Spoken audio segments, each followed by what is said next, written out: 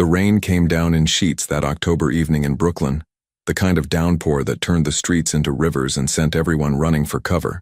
The neon sign of Rosie's Diner flickered weakly against the storm, its pink glow barely visible through the curtain of water streaming down from the dark sky. Inside, the warm yellow lights created a small island of comfort in the cold, wet darkness that had settled over the neighborhood. Emma Carter moved methodically through her closing routine, her white sneakers squeaking softly against the black and white checkered floor.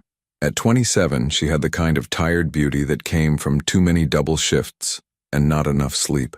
Dark circles under her hazel eyes, blonde hair pulled back in a messy bun, and the weary posture of someone who'd been on her feet for 14 hours straight. Her pale blue uniform dress, standard issue for Rosie's Diner, had coffee stains on the hem and a small tear near the pocket that she kept meaning to fix but never had time for. Just a few more minutes, she whispered to herself, wiping down the last booth by the window. Through the rain-streaked glass, she could see the lights of passing cars, their headlights cutting through the darkness like searchlights. The diner was located on a quiet corner of Park Slope, a neighborhood that had seen better days but still retained a certain shabby dignity. Across the street, the old brick buildings stood shoulder to shoulder, their fire escapes zigzagging down their facades like iron veins. Emma had worked at Rosie's for 3 years now, ever since she'd moved to Brooklyn from her hometown in Ohio. The diner wasn't much, just a long counter with red vinyl stools, 8 booths with cracked leather seats, and a jukebox in the corner that hadn't worked in years. But it was hers in a way. She knew every crack in the ceiling, every stubborn stain on the floor, every quirk of the ancient coffee maker that sputtered and hissed like an angry cat. The kitchen was already clean, thanks to Miguel, the night cook who'd left 30 minutes ago, muttering something about his daughter's school play. Emma was alone now, just her and the sound of rain hammering against the roof. She liked these quiet moments after closing, when the chaos of the dinner rush had faded and she could breathe without feeling like she was drowning in orders and complaints. She was reaching for the light switch behind the counter when she heard it, the sound of the front door bursting open with such force that the little bell above it went flying across the room, clattering against the wall. Emma spun around, her heart jumping into her throat. 3 small figures stood in the doorway, silhouetted against the storm. They were children, little girls, and they were completely soaked. Water streamed from their dark hair, pooled around their small feet, and dripped from the expensive-looking coats they wore. But it wasn't the rain that made Emma's chest tighten with alarm. It was the terror in their eyes. The 3 girls couldn't have been more than 5 years old, and they were identical. Triplets, Emma realized with a jolt. They had the same heart-shaped faces, the same large, dark eyes, the same trembling lips, and they were crying. Not the tantrum crying of overtired children, but the desperate, gasping sobs of pure fear. "Please," the girl in the middle choked out, her voice breaking. "Please help us." Emma's training, her exhaustion, her plans to go home and collapse into bed, all of it evaporated in an instant. She vaulted over the counter with an agility that surprised even her, her sneakers hitting the floor with a soft thud, and rushed to the children. "Oh my God, sweethearts, what happened?" Emma dropped to her knees in front of them, not caring that the water from their clothes was soaking into her uniform. "Are you hurt? Where are your parents?" The girls didn't answer. Instead, they moved as one, throwing their small arms around Emma and burying their faces in her shoulders. Their bodies shook with cold and fear, and Emma could feel their rapid heartbeats against her chest like the wings of trapped birds. "It's okay. It's okay," Emma murmured, wrapping her arms around all 3 of them. "You're safe now. I've got you." She looked toward the open door, expecting to see a frantic parent or guardian rushing in after them, but the street was empty except for the rain. The storm seemed to have intensified, the wind howling through the doorway and bringing with it a spray of cold water. Emma carefully disentangled herself from the girls, hurried to close and lock the door, then turned back to them. They stood huddled together in a small cluster, shivering violently. Now that Emma could see them more clearly in the diner's light, she noticed details that made her stomach twist with concern. Their clothes were expensive, designer coats, polished shoes, matching dresses underneath, but they were dirty and disheveled. One girl had a scrape on her knee, another had what looked like a red mark on her wrist, as if someone had grabbed her too roughly. All 3 had that hollow, haunted look that children should never have. "Okay, first things first," Emma said, forcing her voice to stay calm and steady even though her mind was racing with questions and worry. "Let's get you warm and dry." She guided them to the booth farthest from the door, the one she always thought of as the cozy corner, because it was tucked away and felt safe. The girls moved slowly, their small hands clutching at Emma's uniform, as if afraid she might disappear. Once they were seated, pressed together on one side of the booth, Emma rushed to the supply closet and grabbed every clean towel she could find. "Here we go," she said, returning with an armful of white towels. She began gently drying their hair, her movements careful and soothing. "Can you tell me your names?" The girl on the left, who had a small mole just above her right eyebrow, looked up at Emma with enormous eyes. "I'm Lily," she whispered. "That's a beautiful name," Emma said softly, moving to the middle girl. "Rose," the middle one said, her voice barely audible. "And I'm Violet," the third girl added, and Emma noticed she had a slight gap between her front teeth. "Lily, Rose, and Violet," Emma repeated, her heart aching at the floral names.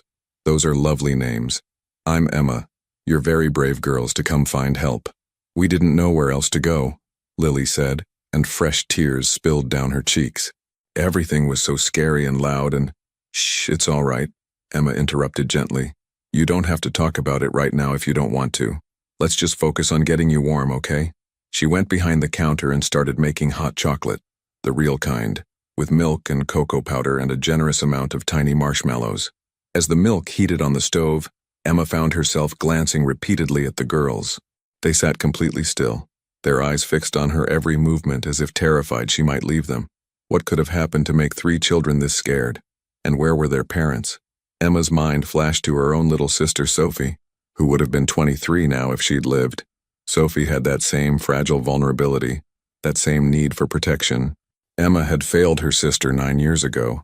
She'd been driving the car when the drunk driver ran the red light, but she wouldn't fail these girls. Whatever was happening, whoever had frightened them, Emma would make sure they were safe. "Here we are," Emma said, bringing over 3 mugs of hot chocolate. She'd been careful not to fill them too full, and she'd put them in the diner's smaller cups so the girls could hold them more easily. "Careful, it's hot, but it'll warm you right up." The girls wrapped their small hands around the mugs, and Emma saw some of the tension leave their shoulders as the warmth seeped into their fingers. They took small, cautious sips, and Rose got a marshmallow mustache that would have been adorable under different circumstances. Emma slid into the booth across from them, keeping her posture open and non-threatening. "Girls, I need to ask you something important. Is there someone I should call? Parents, a guardian? Someone who's probably really worried about you?" The reaction was immediate and alarming. All 3 girls tensed, and Violet's eyes went wide with panic. "No," Rose said urgently, almost spilling her hot chocolate. "You can't call them, you can't." Okay, Emma said quickly, holding up her hands. "I won't call anyone you don't want me to call. But sweethearts, you have to understand, 3 little girls showed up at my diner alone in a storm. I need to make sure you're supposed to be with me and not somewhere else." "We ran away," Lily admitted, staring down at her hot chocolate. From the house." "What house?" Emma asked gently. "Our aunt's house," Violet said. "Aunt Rebecca. She was yelling so loud and her boyfriend was there and they were saying bad things and we got scared," Rose finished. "So we ran. We just ran and ran until we saw the lights here." Emma's chest felt tight. 3 5-year-old girls running alone through Brooklyn in a storm, desperate enough to seek refuge in a random diner. Whatever had been happening at that house, it must have been terrifying. "You were very smart to come somewhere safe," Emma said, "and very brave, but your aunt is probably looking for you." "He'll come," Lily interrupted, her voice dropping to barely a whisper. "He always comes. Aunt Rebecca said he would." "Who?" Emma asked. But before any of the girls could answer, Rose spoke, her eyes locked on something behind Emma. "He's here." The temperature in the diner seemed to drop 10 degrees. Emma turned slowly, her body already moving to place itself between the girls and whatever threat had arrived. Standing just outside the front door, visible through the rain-streaked glass, was a man. Even through the distortion of water and glass, Emma could see he was tall, probably over 6 feet, with broad shoulders encased in what looked like an expensive black suit. His dark hair was slicked back, and despite the storm, he seemed utterly composed. He wasn't trying the door yet. He was just standing there, looking in, his dark eyes scanning the interior of the diner with an intensity that made Emma's survival instincts scream. Behind him, Barely visible in the darkness, Emma could make out at least two more figures in the sleek shapes of black SUVs parked at the curb. No one parked SUVs like that, with that kind of precision and obvious coordination, unless they were used to working together, unless they were used to this kind of situation. The man's eyes found the booth where Emma and the girl sat. Even from this distance, Emma felt the weight of his gaze. It was calculating, dangerous, and something else she couldn't quite name. Then he moved, reaching for the door handle. The locked door rattled but didn't open. Emma made a split-second decision. She reached into her pocket and pulled out her phone, keeping her eyes on the man. "Girls, I need you to stay very quiet and very still, okay? Don't move from this booth." "That's our daddy," Violet whispered, and Emma's hand froze halfway to dialing 911. "That's what?" "Our daddy," Lily repeated, and there was such a complex mixture of emotions in her voice. Fear, longing, confusion. Dominic Russo. The name hit Emma like a physical blow. Dominic Russo. Even someone who'd only been in Brooklyn for 3 years knew that name. The Russo family had been fixtures in New York for generations, their influence spreading through the city like roots through concrete. They were in construction, real estate, shipping. At least those were the legitimate businesses everyone knew about. But there were whispers of other ventures, darker enterprises, the kind of things people discussed in lowered voices and quickly changed subjects about when strangers approached. And this man, standing outside her diner in the rain, demanding entry, was allegedly the current head of the Russo family. Young, ruthless, and, according to the newspapers, currently embroiled in a custody battle that had been making headlines for weeks. Emma's mind raced. If these were his daughters, she had no legal right to keep them from him. But the terror in their eyes when they'd burst through her door, the way they'd clung to her, the marks on their skin, something wasn't right here. Something had made 3 children afraid enough to run into a storm, away from their own father. The man outside pulled out a phone and Emma's cell buzzed a second later. An unknown number. She answered, her voice steady despite her racing heart. "Open the door." His voice was deep, controlled, with the kind of quiet authority that suggested he was used to being obeyed instantly. "I don't think I will," Emma said, her free hand finding Rose's shoulder in a protective gesture. "Not until I know what's going on here." There was a pause on the other end of the line. Emma could practically hear him recalibrating, adjusting to the unexpected resistance. "Those are my daughters. I have legal custody. Open the door, or I'll open it myself. Then you'll be breaking and entering into a private business," Emma said, surprised by her own courage. "And I'll call the police." "The police won't help you," he said, and there was no threat in his voice, just a statement of fact that somehow made it worse. "I own half of Brooklyn. Those officers you'd call, I went to school with them, I've known them for 20 years, they know who I am and they know those are my daughters." "Then you have nothing to worry about if I call them," Emma countered. "Right?" Another pause. Emma could see him through the glass, his jaw tightening. Behind her she heard one of the girls, Lily she thought, whimper softly. "Miss?" he prompted. "Carter." "Emma Carter." "Miss Carter. I understand you're trying to protect them. I even appreciate it. But this is a family matter and you're making it more complicated than it needs to be. Open the door." "Why are they afraid of you?" Emma asked bluntly. "Because Mr. Russo, I've seen a lot of kids come through this diner, and I've never seen any look as terrified as your daughters did when they came running in here." The silence that followed was different, heavier, weighted with something Emma couldn't identify. When Dominic Russo spoke again, his voice had changed subtly, the authority layered with something that might have been pain. "That's complicated and private, but I'm their father, and I've been looking for them for 2 hours. Their aunt called me in a panic. They ran out in the middle of a storm, Miss Carter. Do you have any idea how many things could have happened to them out there?"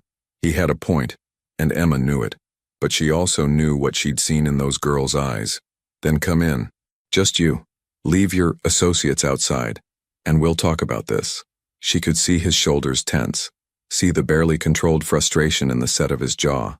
He was a man used to giving orders, not negotiating with diner waitresses, but after a long moment he nodded. He turned to the men behind him, said something Emma couldn't hear, then faced the door again. Emma took a deep breath, looked back at the girls one more time. They were watching her with a mixture of hope and fear, then walked to the door. Her hand shook slightly as she turned the lock. The moment the door opened, Dominic Russo stepped inside, and Emma realized that seeing him through glass had not prepared her for the reality of his presence. He was younger than she'd expected, probably in his early 30s, with the kind of sharp, angular features that would have been handsome if they weren't set in such a hard expression. His suit was indeed expensive, tailored perfectly to his frame, now spotted with rain. His eyes were dark, almost black in the diner's lighting, and they swept the room with the practiced assessment of someone trained to identify threats. Those eyes landed on Emma, and she felt evaluated, catalogued, and judged in the span of a heartbeat. Then they moved past her to the booth, and something in his expression cracked. Just for a second, just enough for Emma to see the raw emotion underneath. Lily, Rose, Violet. His voice was softer now. Careful. It's time to come home. None of the girls moved. They pressed closer together, and Emma saw Rose grab her sister's hands. Dominic took a step forward, and Emma moved without thinking, placing herself between him and the booth. She was a full foot shorter than him and probably weighed 60 pounds less, but she stood her ground, her chin lifted in defiance. "Stop," she said. "You're scaring them more." For a moment, Emma thought he might simply push past her. She could see the muscles in his jaw working, see the calculation in his eyes. But he stopped, his hands clenching and unclenching at his sides. "They're my daughters," he said again, but this time there was a crack in the armor, a note of desperation, of pain. "I would never hurt them." "Then why are they afraid?" Emma challenged. "Why did they run? Why are there marks on their skin?" His eyes flashed with something, anger, but not at Emma. At himself? At the situation? "Those marks aren't from me. They're from their aunt's boyfriend, who grabbed them when they tried to leave. I've been searching for them since Rebecca called. Do you think I wanted them out there? In a storm? Running through streets they don't know in a neighborhood that isn't safe after dark?" Emma wanted to believe him. There was genuine anguish in his voice, genuine fear for his children. But she'd learned the hard way that people could lie with emotion in their voices. Sophie's boyfriend had sounded devastated when he'd apologized for the bruises, too. "Girls?" Emma said, not taking her eyes off Dominic Russo. "Is this your father?" "Yes," came the small chorus of voices. "Do you want to go with him?" The silence that followed was devastating. Emma could hear the rain, the hum of the refrigerator behind the counter, the distant sound of traffic. But from the booth, there was only silence. Finally, Lily spoke, her voice trembling. "Daddy's always angry, and Aunt Rebecca said he doesn't want us. She said we're in the way. She said, that's not true." Dominic's voice was raw, and Emma saw his hands shaking. Actually shaking. "That's not, God, that's not true. Lily, Rose, Violet, look at me, please." Slowly the girls looked up. Emma watched Dominic Russo, this man who reportedly controlled a criminal empire, this man who had intimidated her moments ago, dropped to his knees on the dirty diner floor. He was eye level with his daughters now, his expensive suit soaking up water from the floor, his composure completely shattered. "Your Aunt Rebecca lied to you," he said, and his voice broke on the words. "I do want you. I've always wanted you, and I know I haven't been the father you deserve. I've been angry and distant, and I've made so many mistakes. But I love you, all three of you, more than anything in this world."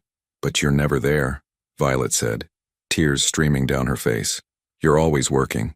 You didn't come to our birthday. You didn't come when Mommy—" Her voice broke, and the grief that filled the diner was palpable. Emma felt her own eyes burning with tears. She'd read about this in the papers. Dominic Russo's ex-wife had died in a car accident 6 months ago. The custody battle for the triplets had been ongoing ever since. "I know," Dominic said, and there were tears in his eyes too now. "I know, baby, and I hate myself for it. Your mother, when she died, I didn't know how to be what you needed. I thought if I worked hard enough, if I kept everything running smoothly, if I protected you from a distance, that would be enough. But it wasn't, and I'm sorry. I'm so sorry." Emma stood frozen, watching this moment unfold. This wasn't what she'd expected. This wasn't the cold, calculating mob boss the newspapers portrayed. This was a broken man, a grieving father, someone who'd lost his way and was desperately trying to find it again. "Miss Carter," Dominic said, looking up at her. The vulnerability in his eyes was startling. "I understand why you don't trust me. I understand why they don't trust me. But I'm asking you, please, let me take my daughters home. Let me prove to them that I can do better, that I will do better." Emma looked at the girls. They were watching their father with such conflicting emotions: fear, longing, hope, uncertainty. These were children who'd lost their mother, who'd been shuttled between an absent father and a neglectful aunt, who'd been through more trauma in 5 years than most people experienced in a lifetime. "I have a proposition," Emma heard herself say, and everyone looked at her in surprise, including herself. "The girls stay with me tonight. Here upstairs I have an apartment above the diner. Tomorrow morning at 9 a.m. you come back. Bring proof of custody. Bring references, bring whatever you need to show me you're serious about being their father. And if the girls want to go with you, then they can." "That's not," Dominic started, rising to his feet, but Emma cut him off. "That's the deal. Take it or leave it. Because right now, Mr. Russo, I don't care how much of Brooklyn you own or how many connections you have. These girls need time to process everything that's happened tonight. They need to feel safe, and rushing them out into the storm with a father they barely know isn't going to accomplish that." Emma could see him struggle with it, could see the alpha male impulse to simply take what was his, balanced against the dawning realization that she was right. The girls needed time. They needed to feel in control of something in their chaotic lives. "You could take them by force," Emma continued quietly. "You could intimidate me, threaten me, override everything I'm saying. But is that the kind of father you want to be? Is that what you want them to remember about tonight?" Dominic Russo closed his eyes. When he opened them again, the dangerous edge had returned, but it was tempered now with something else. Respect, maybe, or resignation. "Fine," he said, "but I have conditions. One of my men stays outside all night. For protection, not surveillance. This neighborhood isn't as safe as you might think." "Agreed," Emma said. "And I want to see where they'll be sleeping. I want to make sure it's safe, clean, appropriate." "Also agreed. And at 9 a.m. tomorrow, I'm coming back. And Miss Carter, if anything happens to them while they're in your care—" "Nothing will," Emma said firmly. "I promise you that." He studied her for a long moment, and Emma had the unsettling feeling she was being thoroughly analyzed, her every micro-expression catalogued and assessed. Then, slowly, he nodded. 9 a.m., he repeated. He turned to his daughters. "Girls, I want you to listen to Miss Carter tonight, okay? And tomorrow we're going to talk. Really talk. About everything. And I'm going to prove to you that you can trust me again." "Okay, Daddy," Lily said in a small voice, and something in Dominic's expression broke all over again. He moved toward them, slowly, and when none of them pulled away, he carefully wrapped his arms around all three. It was awkward. He clearly wasn't used to this kind of physical affection, but it was also achingly tender. Emma had to look away, the intimacy of the moment too raw. When Dominic Russo finally stood and walked to the door, his eyes were red, but his jaw was set with determination. He paused at the threshold, looking back at Emma. "Thank you," he said quietly, "for protecting them, even from me." Then he was gone, stepping back into the storm. Through the window, Emma could see him talking to his men, see them disperse except for one who took up position near the black SUV. Then Dominic himself climbed into the vehicle and drove away, his taillights disappearing into the rain. Emma locked the door and turned back to the girls. They were watching her with enormous eyes, and suddenly the weight of what she'd just done crashed down on her. She'd just inserted herself into the middle of a custody dispute involving one of the most powerful families in New York. She'd just promised to protect 3 traumatized children overnight. She'd just gone toe-to-toe with a man who could probably make her life very difficult if he wanted to. But when she looked at Lily, Rose, and Violet, still huddled together in that booth with their hot chocolate, she knew she'd made the right choice. "All right, girls," Emma said, forcing brightness into her voice. "How about we go upstairs, get you into some warm pajamas, and figure out where everyone's sleeping, and maybe we can watch a movie? I have a whole collection of princess movies." "Can we watch all of them?" Rose asked tentatively. "We can watch as many as you want," Emma promised. "It's going to be an adventure, a sleepover adventure." As the girls climbed out of the booth and reached for her hands, Emma sent up a silent prayer that she hadn't just made a terrible mistake. But when Violet squeezed her hand and smiled, the first genuine smile Emma had seen from any of them, she felt a warmth in her chest that had been absent since Sophie died. Maybe this was her second chance. Maybe this was her opportunity to protect someone the way she hadn't been able to protect her sister. Or maybe this was the beginning of something much bigger than she could possibly imagine.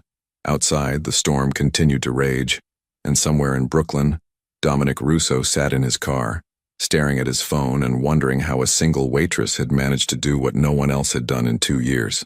Make him question everything about the man he'd become. Tomorrow, Emma thought, as she led the girls upstairs to her small apartment. Tomorrow, we figure out the rest. But tonight, 3 little girls would sleep safely, surrounded by warmth and care and the promise that someone, somewhere, was willing to stand up for them. And in a world that had been so dark for so long, that was a start. The apartment above Rosie's diner was small, but Emma had made it home. A modest living room with a worn sofa faced a television mounted on the wall. The kitchen was barely bigger than a closet, but it was clean and organized. Down the short hallway were a bathroom and Emma's bedroom, which now felt inadequate for housing 3 unexpected guests. Wow, Violet breathed as they entered, her eyes wide. It's so cozy. Emma smiled despite her exhaustion. It's not much, but it's comfortable. Now let's see about getting you all into something dry and warm. The girls stood uncertainly in the middle of the living room, still dripping onto the hardwood floor. Emma realized they didn't have any clothes, no pajamas, nothing. She thought quickly, then headed to her bedroom and returned with 3 of her softest t-shirts, one with a faded university logo, another with a coffee cup graphic, and a third that simply said Brooklyn in cursive letters. These will be like dresses on you, Emma said, but they're clean and warm. How about you all change in the bathroom and I'll make us some popcorn? 20 minutes later, the triplets were curled up on Emma's sofa, drowning in her oversized shirts, with blankets tucked around them. Their hair was still damp but brushed, and their small faces were finally starting to lose some of that haunted look. Emma had found an animated movie about a princess and a dragon, and the girls were watching it with the kind of intense focus that suggested they were trying very hard not to think about anything else. Emma stood in the kitchen, watching them from over the counter as she prepared popcorn on the stove. Her mind was racing. What had she gotten herself into? She'd essentially kidnapped 3 children from one of the most powerful men in Brooklyn. Well, not kidnapped exactly. He'd agreed to the arrangement, but still, tomorrow morning would bring a reckoning of some kind. Her phone buzzed in her pocket.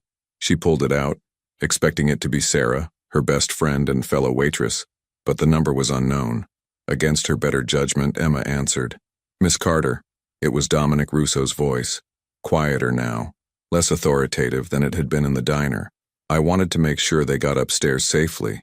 They did, Emma said, keeping her voice low so the girls wouldn't hear. They're watching a movie right now. Mr. Russo, are they eating? Do they need anything? Food? Clothes? Medicine? I can have anything delivered within the hour. The concern in his voice was genuine, Emma realized. This wasn't a performance. We're making popcorn right now. For tonight, they're fine. Tomorrow we can talk about the rest. There was a long pause. Emma could hear traffic in the background on his end, the sound of the city at night. I need you to understand something, Miss Carter. Those girls, they're everything. They're all I have left of her. Her? Emma asked, though she already knew. My ex-wife, Sophia. His voice roughened on the name. We divorced 3 years ago. She couldn't handle the life I was born into, the expectations, the dangers that came with the family name. I understood. I even agreed with her. But I thought if I gave them space, if I kept my distance, they'd be safer.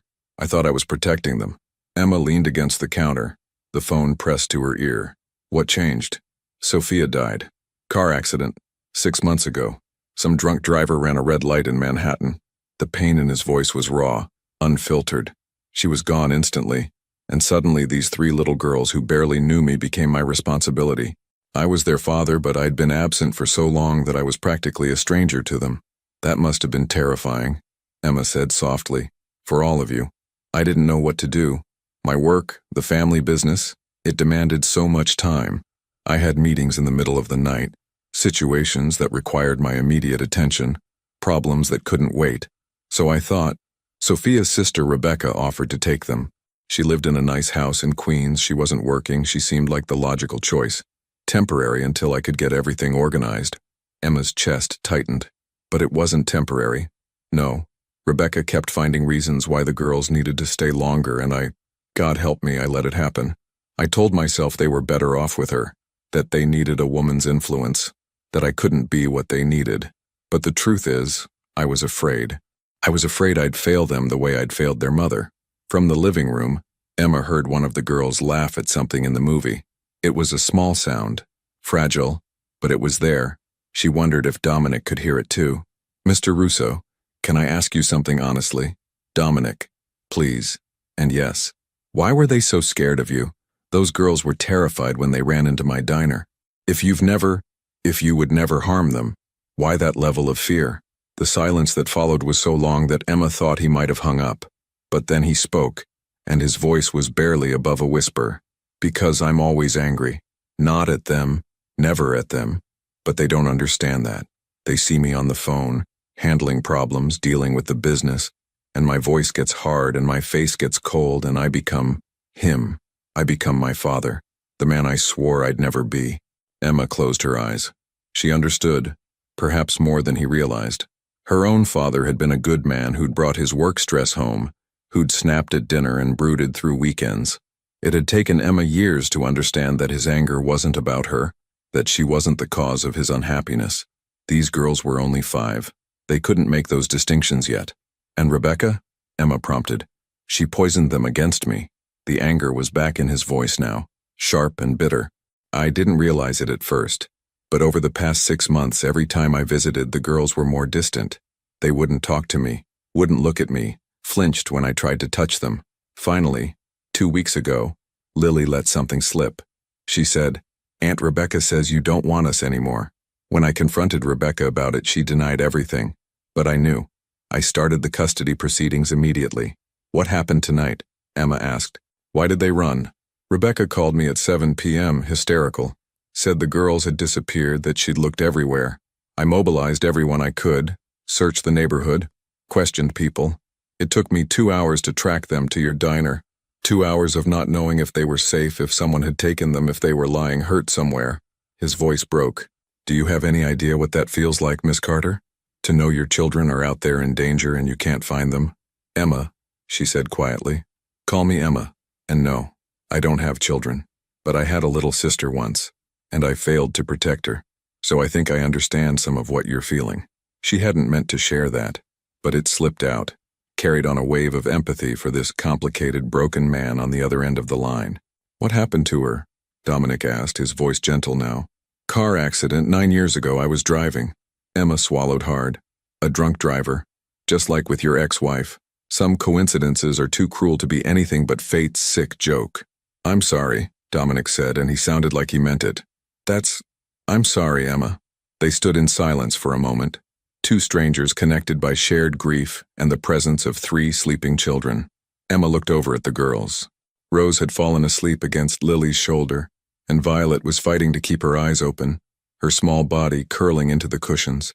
"They're falling asleep," Emma said softly. "I should go. Will you call me if they need anything? Anything at all? I don't care what time it is. I will. I promise. And Emma, thank you for standing up to me tonight, for protecting them, even from me. I know I'm not making this easy, but thank you." After they hung up, Emma stood in the kitchen for a long moment processing everything. The popcorn had finished popping, but she'd forgotten about it. When she finally brought the bowl to the living room, all 3 girls were asleep, tangled together like puppies in a pile of blankets. Emma carefully turned off the TV, checked that the door was locked, and settled into the armchair across from the sofa. She wouldn't sleep much tonight, partly from worry, partly from the uncomfortable chair, but mostly from the weight of responsibility that had settled on her shoulders. These girls were depending on her. Dominic was depending on her, whether he fully realized it or not. Her phone buzzed again. This time it was Sarah. "Girl, where are you? You were supposed to text when you got home." Emma typed back quickly. "Long story. We'll explain tomorrow. I'm fine. Just dealing with something unexpected." Sarah's response was immediate. "Do I need to come over? Are you in trouble?" "No trouble, promise. Just being a good Samaritan. That's what worries me. Your good Samaritan thing always gets you into complicated situations." Emma smiled despite herself. Sarah wasn't wrong. But as she looked at the 3 little girls sleeping peacefully on her couch, she knew she'd made the right choice. The next morning arrived too quickly. Emma woke at 6 a.m. to find herself still in the armchair, her neck stiff and her back protesting. The girls were still asleep, though they'd rearranged themselves during the night. Lily was now sprawled across most of the couch, while Rose and Violet had somehow ended up on the floor, wrapped in blankets like small burritos. Emma moved quietly to the kitchen and started coffee. She had 3 hours before Dominic arrived. 3 hours to prepare herself and the girls for whatever came next. As the coffee brewed, she pulled out her phone and did something she probably should have done last night. She searched for information about Dominic Russo. The search results were extensive. Headlines from the past 6 months painted a picture. Russo custody battle continues. Deceased mother's family contests custody. Business magnate fights for daughters. Emma clicked on an article from a reputable news source. According to the article, Sophia Marino Russo had died in March after a vehicle collision in Manhattan. She'd been driving home from her job as an art teacher when a drunk driver crossed into her lane. She'd left behind 3 daughters and an ex-husband. The custody battle had begun almost immediately, with Sophia's sister Rebecca claiming that Dominic was unfit to raise the girls due to his questionable business associations and unstable lifestyle. The article went on to detail the Russo family history. Dominic's grandfather had immigrated from Italy in the 1950s and built a construction empire. His father had expanded into real estate and shipping, and Dominic, who'd taken over at age 25 after his father's sudden passing, had modernized the family businesses while maintaining their, Emma read between the lines, their less legitimate ventures. But there was nothing in any of the articles about Dominic being dangerous to his own children. No allegations of harm. No accusations beyond Rebecca's claims of unfitness. And interestingly, several articles mentioned anonymous sources saying Dominic had been working to legitimize family operations since taking over. Miss Emma? Emma looked up to find Violet standing in the kitchen doorway, her borrowed shirt hanging almost to her ankles, her dark hair a tangled mess. She looked impossibly small and vulnerable. "Good morning, sweetheart," Emma said, setting down her phone. "Did you sleep okay?" Violet nodded, then padded over and climbed onto one of the kitchen chairs. "Is Daddy coming today?" "He is. At 9 o'clock. Are you nervous?" "A little," Violet admitted. She picked at the edge of the table. "Miss Emma, can I ask you something?" "Of course. Do you think Daddy really loves us? Or was Aunt Rebecca telling the truth?" Emma's heart broke a little. She pulled out the chair next to Violet and sat down, choosing her words carefully. "Violet, I think your daddy loves you very much. I think he's been sad and confused since your mommy died. And sometimes when grown-ups are sad and confused, they don't know how to show love the right way. But that doesn't mean the love isn't there. Aunt Rebecca said he only wants us because of Mommy's money." Emma felt a flash of anger at this Rebecca woman, whoever she was. What kind of person said things like that to a 5-year-old child? "Did your daddy tell you he loves you last night?" Violet nodded slowly. "Did he look like he was lying?" "No," Violet whispered. "He looked like he was going to cry." "Then I think you have your answer," Emma said gently. "People don't cry about things they don't care about." By the time 7:30 rolled around, all 3 girls were awake. Emma had managed to wash their clothes from the night before using her small washing machine, and while they dried, the girls ate cereal in their borrowed t-shirts, watching morning cartoons with the intensity of children trying to ignore their anxiety. Emma was on her second cup of coffee when her phone rang. This time, it was a number she recognized. Jake Martinez, an old friend from her first year in Brooklyn. He was a beat cop in the neighborhood, someone who'd helped her out when her apartment had been broken into 2 years ago. They'd stayed friendly, grabbing coffee occasionally when their schedules aligned. "Jake," Emma answered. "What's up?" "Emma, I need you to be straight with me."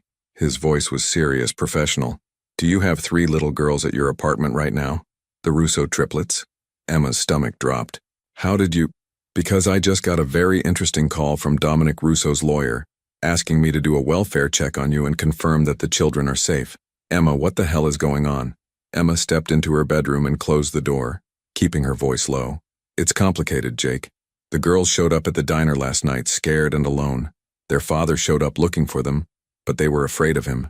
I offered to keep them overnight so everyone could calm down. He agreed. He's coming back this morning at 9. "Jesus, Emma." Jake sounded somewhere between impressed and exasperated. "Do you realize whose children those are? Do you have any idea what kind of family you're dealing with?" "I know exactly who they are," Emma said quietly. "And right now I don't care. Those girls needed help and I gave it to them. If Dominic Russo has a problem with that, he can take it up with me." There was a long pause. Then Jake sighed. "You're going to give me gray hair, you know that? All right, I'm coming over. I want to see the girls, make sure they're okay, and I want to be there when Russo shows up. Just as an official presence. To make sure everything stays civil." "Jake, you don't have to." "Yes, I do." Because you're my friend and I'm not letting you face this alone. I'll be there in 20 minutes. True to his word, Officer Jake Martinez arrived at 8:15, carrying a box of donuts and wearing his uniform. He was a stocky man in his mid-30s with kind eyes and an easy smile that immediately put the girls at ease. "So you're the famous Triplets," Jake said, setting the donut box on the coffee table. "I'm Officer Jake. I work in this neighborhood and I'm friends with Miss Emma. I heard you had quite an adventure last night." The girls nodded solemnly, their eyes on the donuts. "Well, those are for you," Jake said. "And while you eat, I need to ask you some questions. Is that okay?" Over the next 20 minutes, Jake gently questioned the girls about what had happened at their aunt's house. Emma listened, learning details she hadn't known before. Apparently, Rebecca and her boyfriend Marcus had been fighting about money. The girls had heard Rebecca shouting that the brats were costing too much, that she couldn't wait until the trust fund came through so she could be done with this. Marcus had said something about getting rid of them sooner rather than later, which had terrified the girls. When Rose had accidentally knocked over a vase while trying to sneak away, Marcus had grabbed her wrist and yelled at her. That's when all three girls had run. Jake's expression grew darker as the story unfolded. He took careful notes, his professional demeanor never slipping, even as Emma could see the anger in his eyes.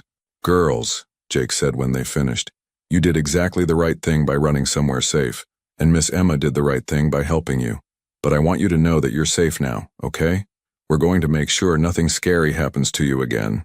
At 8:55, there was a knock at the door. Emma's heart jumped and she saw all three girls tense. Jake stood up, his hand resting casually on his belt in a gesture that Emma recognized as professional caution. "It's okay," Emma said, more to herself than to anyone else. She walked to the door and looked through the peephole. Dominic Russo stood in the hallway, but he looked different than he had last night. He was still wearing an expensive suit, navy blue this time, but his hair was slightly disheveled and there were dark circles under his eyes that suggested he hadn't slept. In his hands, he carried a folder and what looked like a stuffed animal. Emma opened the door. "You're early," she said. "I couldn't wait," Dominic admitted. His eyes moved past her, searching for his daughters. When he saw Jake in his police uniform, his expression tightened. "Officer, Mr. Russo," Jake said evenly. "I'm here in an unofficial capacity, just making sure everything proceeds smoothly. I appreciate your concern." Dominic's voice was polite but cool. "But this is a family matter. It became a police matter when 3 children ran away in fear," Jake countered. "So let's all stay calm, stay civil, and focus on what's best for the girls." Emma could feel the tension crackling between the two men, both territorial in different ways. She stepped between them, literally, and gestured to the living room. "Why don't we all sit down, girls? Your father is here." The triplets sat together on the couch, pressed close to each other. Dominic moved slowly into the room, as if approaching wild animals that might spook. He sat in the armchair Emma had occupied all night across from his daughters, and for a moment he just looked at them.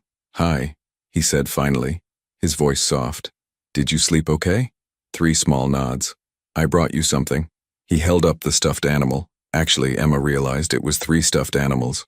Small teddy bears, each wearing a different colored ribbon. "I remembered that you used to have bears like these when you were babies. I thought maybe you'd like new ones." Lily reached out tentatively and took the bear with the purple ribbon. Rose took the pink one and Violet the blue.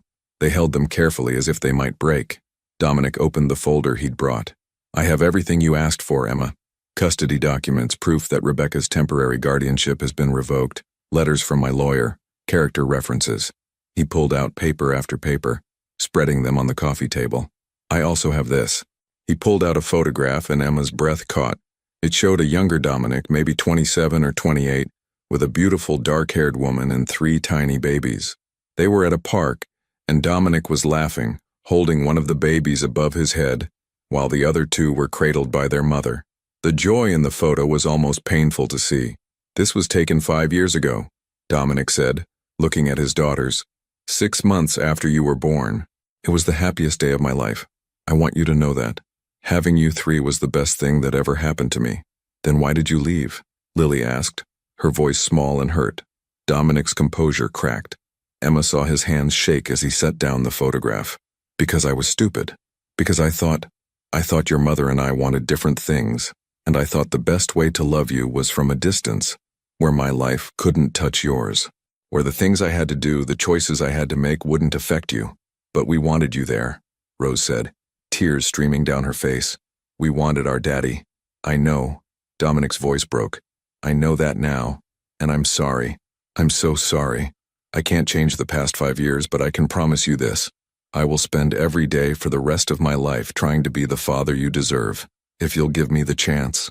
Emma found herself crying too, despite her best efforts to remain professional and detached. Even Jake had to look away, his jaw tight with emotion.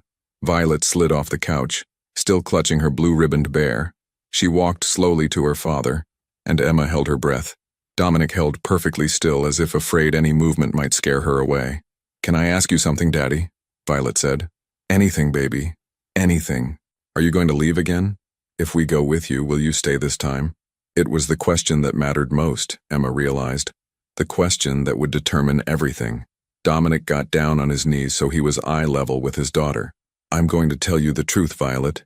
There will be times when I have to work, times when I have to go to meetings or handle business. But I will never, ever leave you the way I did before. You will wake up in my house every morning. You will have breakfast with me. I will take you to school and pick you up. I will read you bedtime stories and be there when you have nightmares. I will be your father, not just in name, but in every way that matters. Promise? Violet whispered. I promise.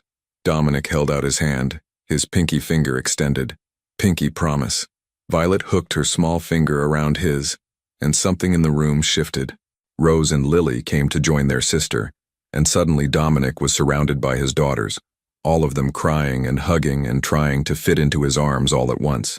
Emma turned away, giving them privacy in their moment. She found Jake watching her, a knowing look in his eyes. You did good, he murmured. This is how it should have gone. I hope so, Emma whispered back.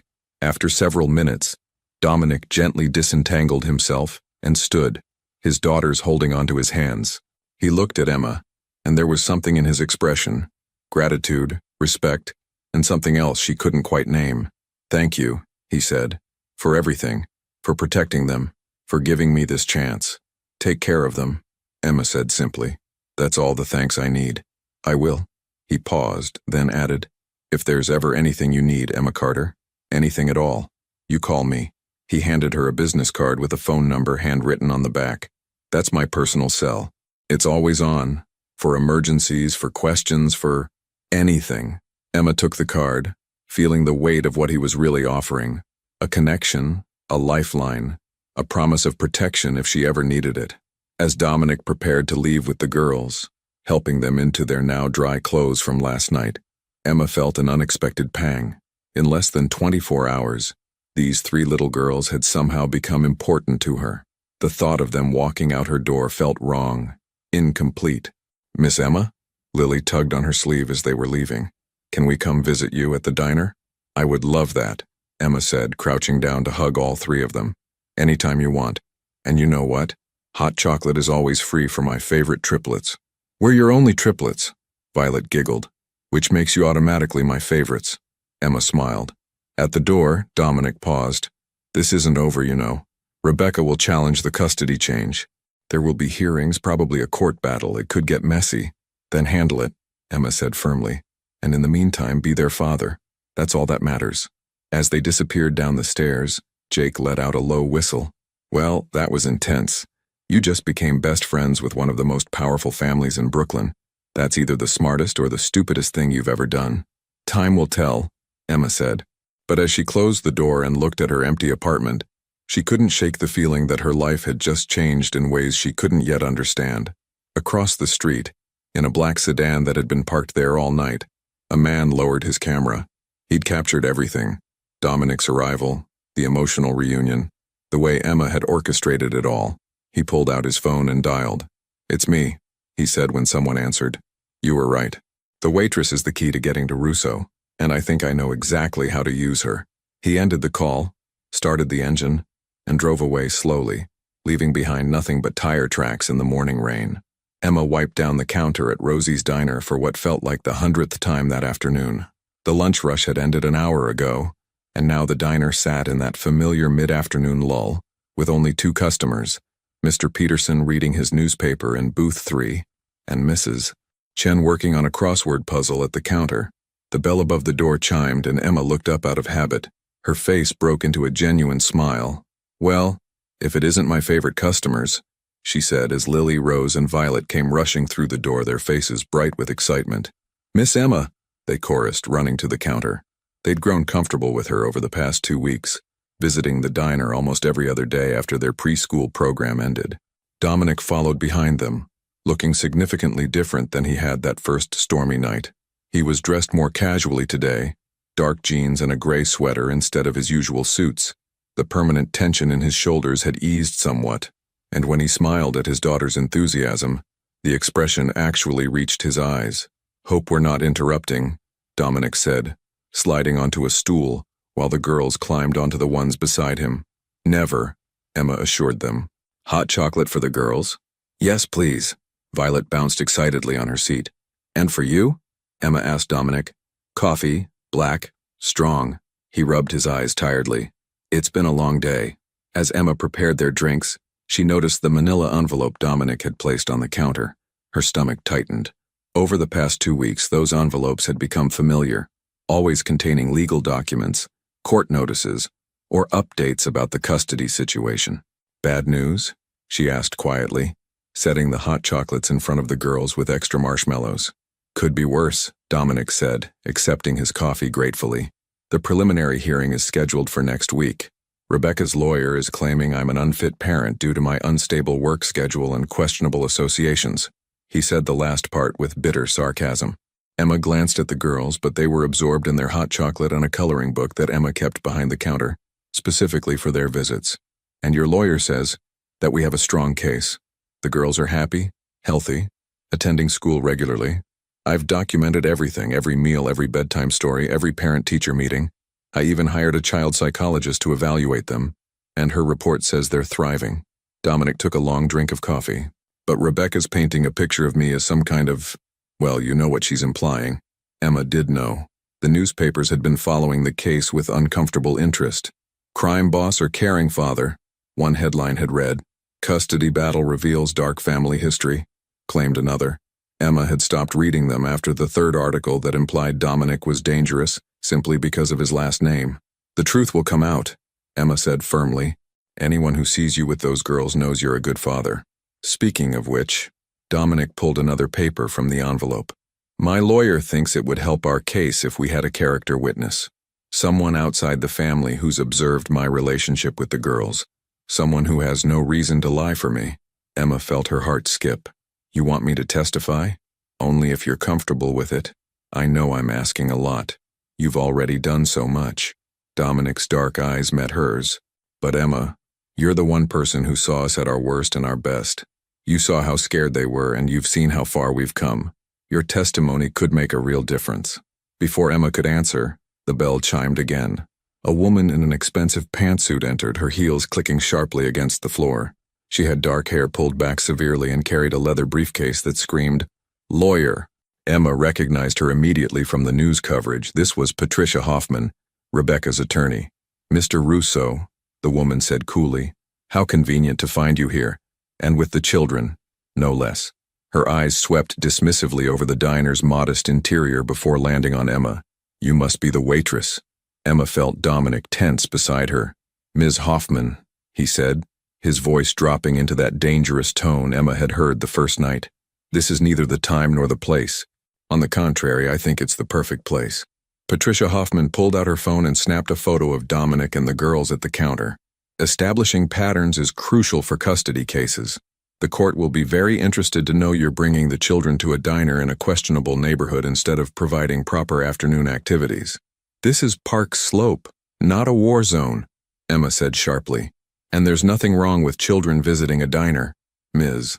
Carter, is it?" Patricia's smile was thin and cold. "I'll be honest with you. My client has informed me of your involvement in this situation. Quite the white knight, aren't you? Inserting yourself into a family matter that doesn't concern you." "Those girls were terrified and alone," Emma said, her voice steady despite her rising anger. "I did what anyone with a conscience would do, or what someone looking for a connection to a wealthy family would do," Patricia countered. "Tell me, Ms. Carter, has Mr. Russo compensated you for your services that night?" Paid you to testify on his behalf? That's enough. Dominic stood, and despite his casual clothes, he suddenly seemed to fill the entire diner with his presence. You want to come after me in court? Fine.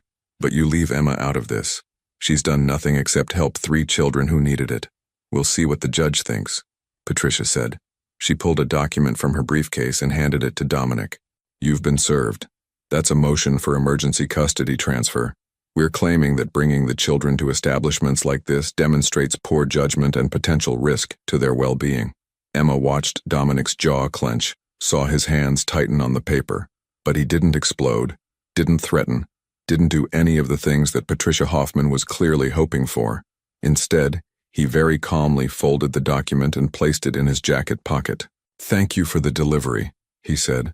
Now get out of my sight before I forget my manners.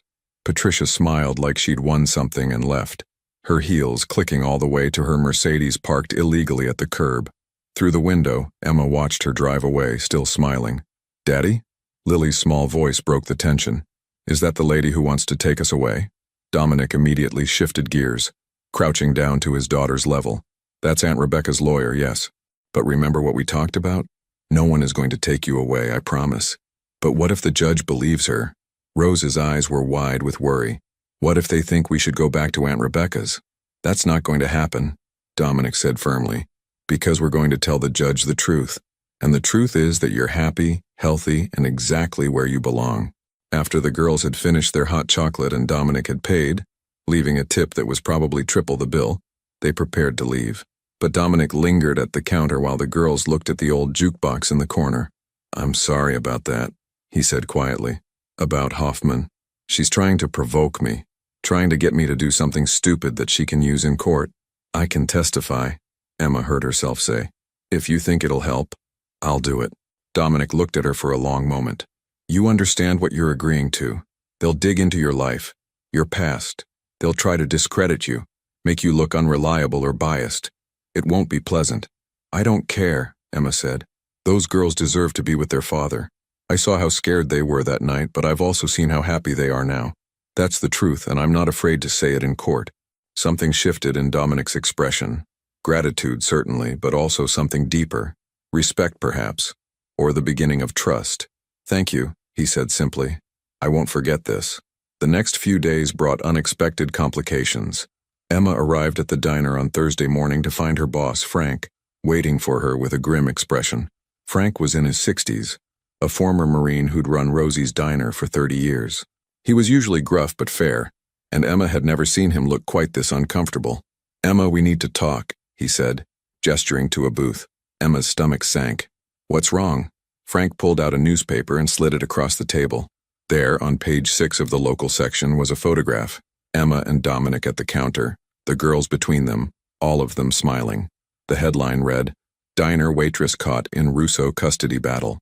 Emma scanned the article quickly. It detailed her involvement in the case, speculated about her relationship with Dominic, and included quotes from anonymous sources suggesting she was trying to ingratiate herself with the Russo family for financial gain. This isn't. Emma couldn't find words for her outrage. I believe you, Frank said. But Emma, you've got to understand my position. This diner is a neighborhood institution. We can't afford to be associated with controversy. I've already had 3 customers call this morning asking if it's true, if we're somehow connected to the Russo family. So what are you saying? Emma asked, though she already knew. I'm saying I need you to distance yourself from this situation. No more visits from Russo and his kids, no testifying in court. Just let it go, Emma. I can't do that, Emma said immediately. Those girls need someone on their side. Someone who isn't connected to all the family politics and power struggles. Frank sighed heavily. Then I'm sorry, but I can't keep you on staff. The diner's reputation is all we have, and I can't risk it. Emma felt like she'd been punched. You're firing me? For helping children?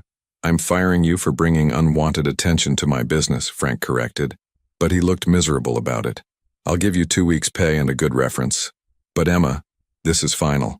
Walking out of the diner that afternoon felt surreal. Emma had spent 3 years here, had built friendships with regular customers, had made this place a second home. Now it was gone, because she'd chosen to do the right thing.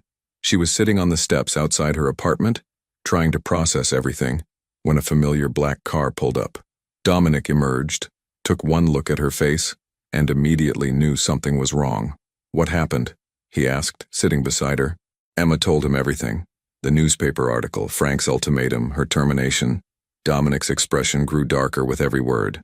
"I'll fix this," he said when she finished. "I'll talk to Frank, make him understand." "No," Emma interrupted. "That'll just make it worse.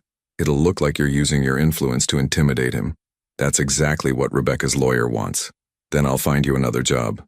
Better pay, better hours." "Dominic, stop." Emma looked at him directly. "I don't want your charity. I don't want you solving my problems. I made a choice, and I'll deal with the consequences." He studied her for a long moment. "You're really something. You know that? Most people in this city would kill for the kind of help I'm offering." "I'm not most people," Emma said. "And besides, I'll be fine. I have savings. I'll find another job. What matters is that we focus on the hearing next week." About that, Dominic pulled out his phone and showed her an email. "My lawyer wants to meet with you tomorrow. Go over your testimony, prepare you for cross-examination. She's good, Emma, really good. She'll make sure you're ready." "Tomorrow works?" Emma said. "I've got plenty of free time now." Dominic smiled slightly at her dark humor, then grew serious again. "I need to tell you something. About Rebecca and Marcus, her boyfriend. My investigator's been digging into their finances. And there's a trust fund. $2 million that Sophia set up for the girls. Rebecca was named as trustee until the girls turn 18, but only if she has custody. If I have custody, the trustee role transfers to me." Emma felt understanding dawn. "So this whole custody battle isn't really about the girls at all. It's about money," Dominic confirmed bitterly. "It's always about money. My investigator found evidence that Rebecca and Marcus have been living off the trust's allowance, spending it on themselves instead of the girls. Vacations, a new car, expensive dinners. When I filed for custody, they panicked. Can you prove it? We're working on it. But bank records take time and the hearing is in 6 days." Dominic ran his hand through his hair in frustration. "I just need the judge to see the truth, that those girls belong with me, not with people who see them as a meal ticket." They sat in silence for a moment, watching the neighborhood come alive with the evening rush, people coming home from work, kids playing in the street, the normal rhythms of life continuing despite their personal dramas. "I've been thinking," Emma said slowly, "about what you said that first night, about being angry, about turning into your father." Dominic tensed. "What about it?" "You're not him," Emma said simply. "I never met your father, but I've watched you with those girls. You're patient. You're trying. You ask them about their day and actually listen to the answers. You let them paint your nails pink last Tuesday. I saw the photos Violet showed me." Despite everything, Dominic laughed. "That was a negotiation tactic. They wanted ice cream before dinner. I said no. They countered with nail polish. It seemed like the lesser evil. My point is, you're present, you're learning. That's what good fathers do." Emma looked at him earnestly. "So stop punishing yourself for not being perfect. Those girls don't need perfect. They just need you." Dominic met her eyes, and Emma saw something vulnerable there, something raw. "Thank you," he said quietly, "for seeing that, for believing it." Before Emma could respond, her phone buzzed. It was a text from an unknown number. "You should stay out of things that don't concern you. This is your only warning." Emma's blood ran cold. She showed Dominic the message and his expression immediately hardened. "That's Marcus," he said, "Rebecca's boyfriend. My security team has been tracking him. He's been following you." "What?" Emma's hand tightened on her phone. "For how long?" 3 days. I was going to tell you tonight. Offer you protection." Dominic's voice was tight with controlled anger. "Emma, these people are desperate. Desperate people do stupid things. So what do I do?" "You let me help you," Dominic said firmly. "I'm putting a security detail on you. Just one person, discreet, keeping an eye out. And I want you to vary your route home, stay in public places, keep your phone charged." Emma wanted to argue, to insist she could take care of herself, but the text message had shaken her more than she wanted to admit. "Okay," she said, "but just until the hearing is over." "Deal." Dominic stood, offering her his hand. "Come on, I'm taking you to dinner. A thank you for everything you've done, and so we can go over the testimony together." "Dominic, I don't think it's just dinner, Emma. Between friends. Or are we not friends yet?" Emma looked up at him, this complicated man who'd burst into her life 2 weeks ago and turned everything upside down. Friends seemed too simple a word for what they were becoming, but it would do for now. "Friends?" she agreed, taking his hand and letting him pull her to her feet. But you're buying, since I'm currently unemployed. Deal, Dominic said, and his smile was genuine. I know a place. Best Italian food in Brooklyn. And don't worry, it's owned by my cousin. Completely legitimate, I promise. As they walked to his car, Emma caught sight of another vehicle parked down the street, a dark sedan with tinted windows. She couldn't see the driver, but she could feel eyes watching them. The game was changing, she realized. What had started as a simple act of kindness was becoming something bigger, something potentially dangerous. But as she glanced at Dominic, saw the determined set of his jaw, she knew she wasn't backing down. Those 3 little girls deserved a father who loved them, and Emma would do whatever it took to make sure they got exactly that, even if it meant facing down threats, lawyers, and the ghosts of Brooklyn's most infamous family. The preliminary hearing was 6 days away. Emma had a feeling those 6 days would change everything. 6 months later, the morning sun streamed through the windows of what was now called 3 Roses Cafe, illuminating the freshly painted walls and new booths. Emma stood behind the counter, smiling as she watched the scene before her. Dominic sat in the corner booth with Lily, Rose, and Violet, helping them with their homework. Gone was the tense, distant man from that stormy night. In his place was a father who knew his daughter's favorite foods, their bedtime routines, and every word to their favorite songs. The custody hearing had been decisive. Rebecca and Marcus's financial records revealed years of misappropriation. The judge had awarded Dominic full custody within 20 minutes. Rebecca faced fraud charges, while Marcus had left the state entirely. "Miss Emma?" Violet called out. "Daddy says we can have pancakes. Does he now?" Emma laughed, catching Dominic's eye. He shrugged with a sheepish grin. When Frank had retired, Dominic had bought the diner and offered Emma full partnership. She'd accepted, but only as a true business partner. Equal investment, equal say. The cafe was thriving, a neighborhood gathering place where everyone was welcome. "Emma," Dominic said softly, as she brought over a fresh pot of coffee. "Thank you, for everything, for saving us that night." "You saved yourselves," Emma replied. "I just gave you the space to find each other again." Rose tugged Emma's sleeve. "Are you going to be our new mommy?" Emma and Dominic both froze, then laughed nervously. Their relationship had grown into something deep and meaningful. Whether it became romantic was a question for another day. "How about we start with best friend?" Emma suggested gently. "Works for me," Dominic said, his eyes warm. Outside, Brooklyn continued its morning rhythm. But inside 3 Roses Cafe, a new family had been born. Not through blood, but through courage, trust, and the belief that sometimes the bravest thing you can do is open your door to someone in need.